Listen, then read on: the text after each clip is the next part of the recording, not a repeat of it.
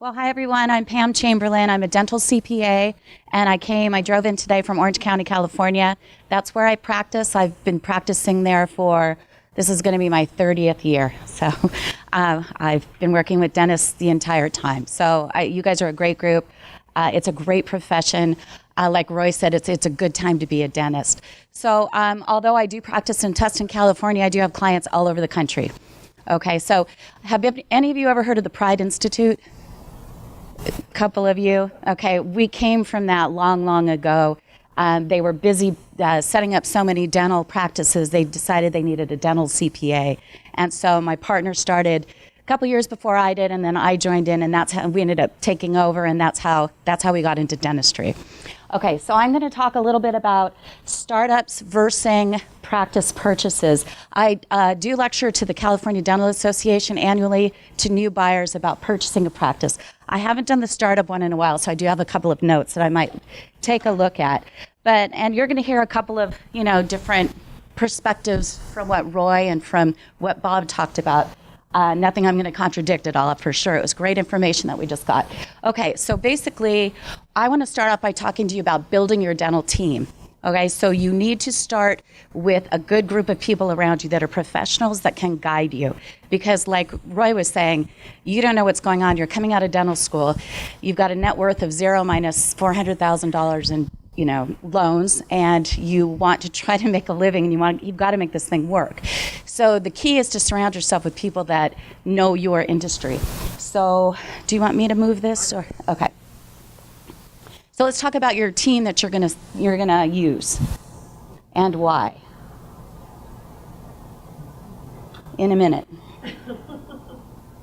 Okay, so I've kind of put together, and it's going to go down a little bit. I'll get down there. So your dental team is going to start with your trusted mentor. That's the first time you're going to really start talking to somebody about what your goals are. So if you're in an office already, talk to the owner. If this is someone that you respect, that you like the way they're doing business, someone like Dr. Weinman, who's putting together things like these are your trusted mentors.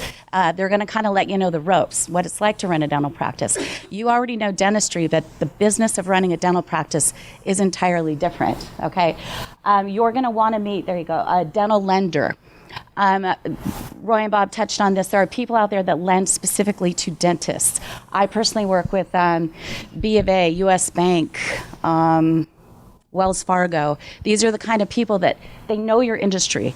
So they're gonna make you fit into the box no matter what you've got going on. They know that, like I said, you've got that zero net worth and you have a lot of student loan debt. So the student loan debt, they're not too worried about. But what I don't suggest you do, if you're looking at buying a practice or starting a practice and taking out a substantial loan, don't go out and buy your new house right now. Don't go out and buy that big sports car. Don't go into a lot of debt while you're trying to get finance for your practice. Okay, so dental attorney, as long as it's a business attorney that has some experience in dental practices, that's what I'd like you to use. Don't use your uncle. Don't use your cousin, your best friend. You can for some advice, but when it comes to reviewing your contracts, you want to work with someone who is familiar with your industry. So there's a lot of nuances in your dental contracts, and you're going to want to make sure that this person knows the language to put in. When we're buying the accounts receivable or not buying the receivables. For instance, when I'm looking at purchases as opposed to what Bob was saying, I don't always see accounts receivable for sale. But if that's the case, I want to see how you're going to be collecting those receivables in part of the buy-sell agreement. Okay, typically you're going to be charging the seller about 5% to collect those receivables for the seller. So there's certain language that's particular to your business that you want to include in your agreement. And your dental attorney is going to take you from not only your associate agreements, but into that buy-sell agreement. And what is, like Roy pointed out, the number one document that you're going to sign is your lease. Okay, so your lease agreement is most important because there are things that landlords can put in there. I'm sure you've seen numerous, and I'm sure that Marilyn's going to touch on this.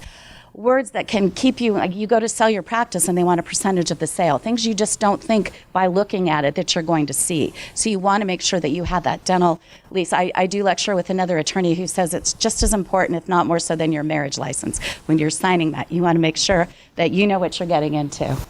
Okay, your dental CPA, that would be me. So someone that understands your business, understands the numbers of your business. So I do work with Dr. Weinman, and we go over these things a couple times a year, right? We talk about dental supplies. I know that dental supplies should be about 5 to 7% of your collections. If they're a little bit higher, a little bit low, we talk about it. Your lab expense should be 8 to 10%. That shows that you're doing a healthy amount of crown and bridge, unless you have a CEREC in the office. I don't want to see a 10% lab bill if you spend $130 on a CEREC, because that means you're not using it. Okay, so I want to see a lower lab bill with a CEREC, shows you're buying the blocks, the supplies for that, things like that. You good? Okay. I also want you to be able to understand your profit and loss statement. So Bob had put up a profit and loss statement. You want to know the numbers of your practice. You want to look at your staff salaries. 25 to 28%. Do they include the hygienist? Is there an associate in there? So what I like to do is kind of teach you about the numbers of your practice so that you can get to know, you get a monthly profit and loss statement. You can say, oh, hey, this is up or this is down or what can I do? But you know by looking at it what's going on with the health of your practice. Dental management consultant.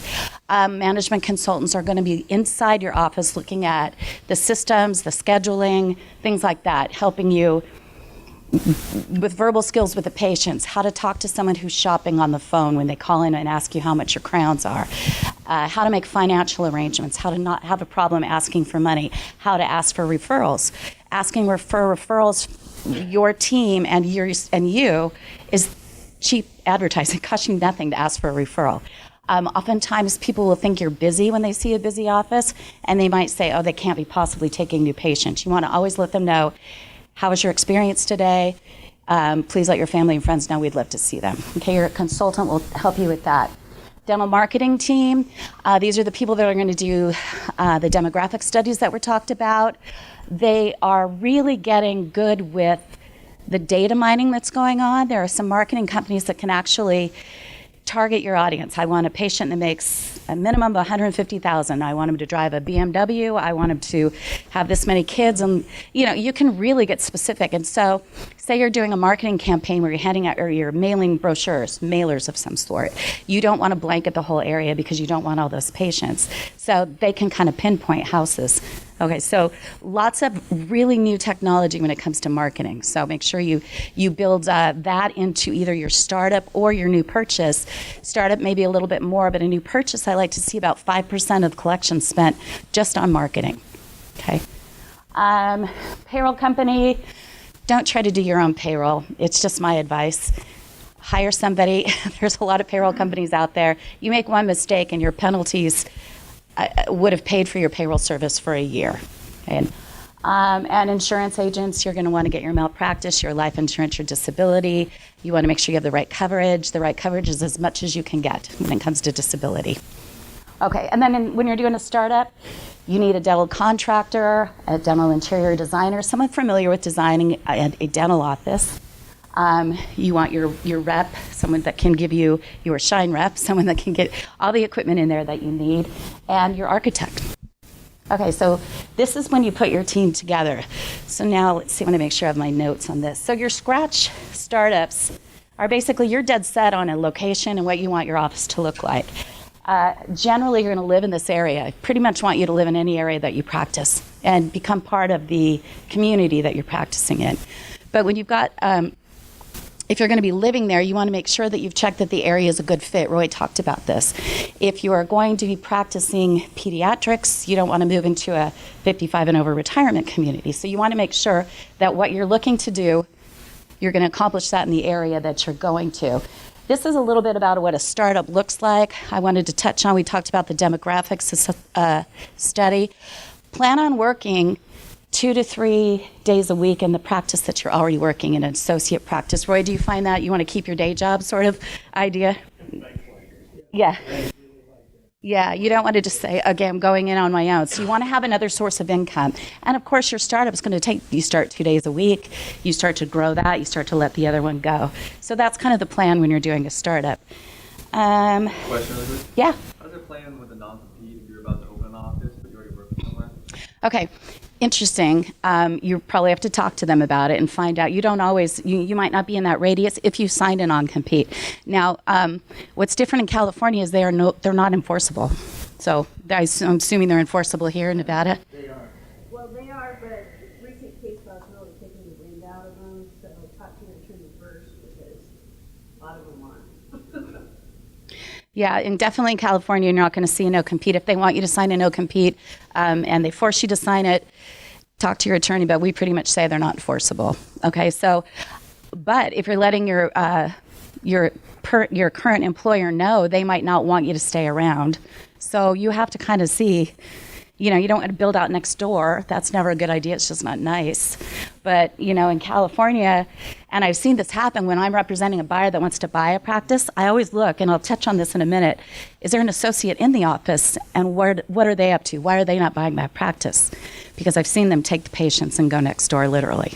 Okay, so we'll touch on that a little bit. So you're a little more protected, it sounds like, if there's an enforceable no-compete. Did that answer your question? Okay.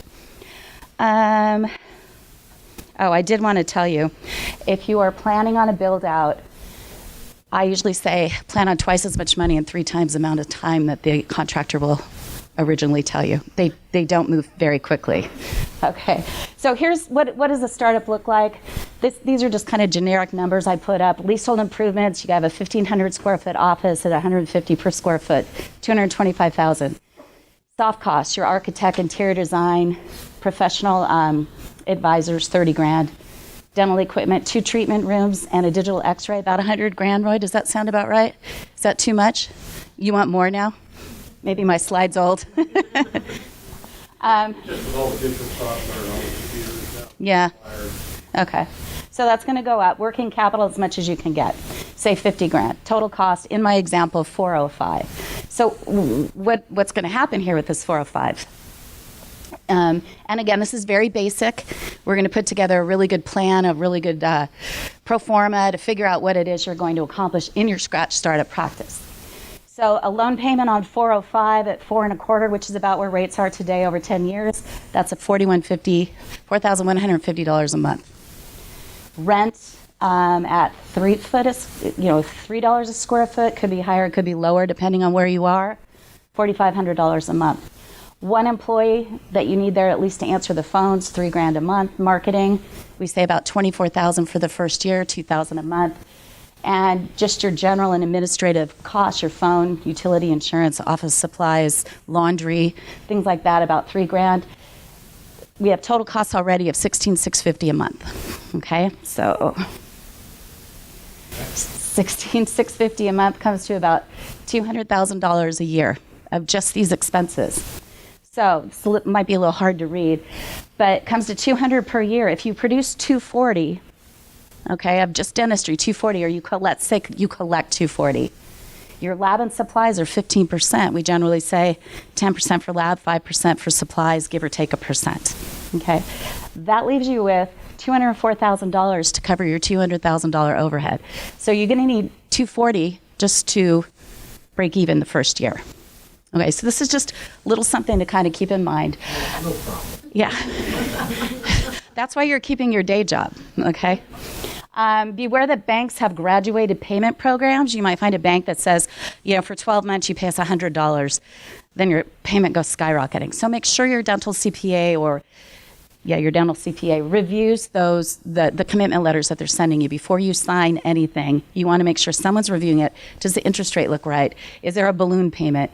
Is there something tricky in here? What's the prepayment penalty? So you're going to be signing for, let's say, $500,000 for the scratch startup loan, which includes equipment. You're going to want to make sure that you understand what you're signing. Any questions so far on this? Okay, so I know that Marilyn is going to talk about organizing your entity. You're going to be touching on that? Okay, so I just want to say, are we a sole proprietor? Are we a space sharing? We're going to go into a solo group kind of a deal. Now, let me tell you, if you can start your practice in an office and you got, an operatory here that you get every Thursday and Friday, that's awesome. You can build your practice and then take it somewhere. If you've got that kind of, if that's available to you, I would definitely take advantage of that. Most people, yes. You mean like kind of like renting? Yeah. Yeah, if you can get into an existing office, just maybe you pay them a percentage of your production or something like that, where you would use their staff, their supplies, things like that. And maybe you just pay the lab fee and the rent. Do you know what kind of percentage people pay on? They're all over the place. I would say maybe 40% would kind of cover everything, but it's just kind of a number to start. I don't see this a whole lot, but that's just something to go by. Record keeping when you're doing a startup is huge. It's going to save you accounting fees. When you bring in a big box of what you've done. You've gone to Home Goods, you've gone to Staples, you've gone every store under, and you've used this credit card and that credit card, and mom loans you money, and you would try to put it all together. It can be time consuming and expensive. So do your record keeping cleanly from the start. Open a business banking account once you formed your entity. Run everything through there. If you're funding with Bank of America, they're going to give you money here, money there for working capital. Just be very specific. Don't commingle your personal money, and don't commingle your corporate money or your business money. The banks, same with your credit cards. You want miles here, you want movie tickets there. Try to get one business credit card that you can keep all your record keeping on. It's just so much easier to find everything. And you guys familiar with QuickBooks? Okay, so QuickBooks will take every account you have in the world and put it all together. Don't do that with your business. Separate out your business accounts from your personal accounts. It gets very confusing again for the CPA to try to figure out what's going on. I don't know why it says LLC at the bottom. LLC should have been up there. Okay, so it's just another structure. In California, dentists are still prohibited from forming an LLC, but I believe you can here. Nevada, we did. Yeah, okay, because that's a great way to go. Okay, any questions on record keeping, or like I said, Marilyn's going to talk a little bit more about forming your entity. Okay. All right, so what does your practice look like? There are different ways to practice. HMO practices. I don't know if they're big out here. Basically, the dentist contracts with the insurance company. You receive a check each month, and it basically covers your basic services, cleanings, fillings, etc. And you get this check each month. It's called a capitation check, and it's in exchange for servicing a pool of patients. You're going to collect a small copay with each patient that comes in. Don't waive the copay. It's illegal, right? Is it illegal here? I don't know. Okay, all right. General, good advice, don't waive your copays. HMO practices, they're a weird animal. You got to work really hard, and you've got to upsell your things. You're going to do basic things. You can pull a tooth for $5, but you can also sell them bleaching. You can sell them, different things like Invisalign. You can try to really upsell when you get in there with your HMO practice. I don't have a lot of them. I don't know if there are a lot of them out here. Joe? Culinary. Okay, that's the one he was talking. Okay. So that's an HMO practice. Next is PPO practices. These are typical. These are generally what you're going to see. Practice contracts with an insurance company and agrees to accept a discounted fee in exchange for being on a list of preferred providers. You cannot charge anything more than the contracted price, but the PPO fees are negotiable in a lot of areas. I've got a couple companies I refer that will go in and negotiate with the PPO company and get your fees up there a little bit. Do you guys have the Delta Premier problem out here? Yes. Okay, so let me just make you aware. I don't know if I talk about it any more in here or not. Are you guys aware of what goes on in a Delta Premier office and what would happen if you went in to buy a Delta Premier office? Okay. No. Okay. So I'll keep it brief, but I'll tell you what it is. Delta Premier is a PPO plan, but it's actually considered more like a fee-for-service office. You're getting reimbursed at 90% of your UCR, typically. Premier is gone. Delta's been trying to get away from it, and so they haven't written any new Premier plans in 5 years, probably. So basically, if you're a Premier provider, you're now taking Delta PPO patients, you're getting reimbursed at that Premier fee. So if you've been around and are you a Premier provider? You're getting those Premier fees, good reimbursement. So this Premier office is collecting $1 million. And you come in and you want to buy that practice and you're doing the due diligence, it's $1 million and they've priced it appropriately, say, $750,000, but you're not going to make the $1 million on that same production, okay? Because PPO reimburses at about 60%. That's a 30% hit on the Delta patients. Okay, so that, Bob, are you finding you're reducing any prices because of that? Not really, because I'm not either. I'm just curious what you're doing. Yeah. Pardon me? I rarely run into it. Oh, you don't? Okay, I have the problem a lot in Southern California. Some crazy things we've been doing. Delta Premier partnership, where the partner sells and the remaining partner wants to buy 100%, Delta will take away your Premier. You move your office down the street, they'll take away your Premier. It's crazy. So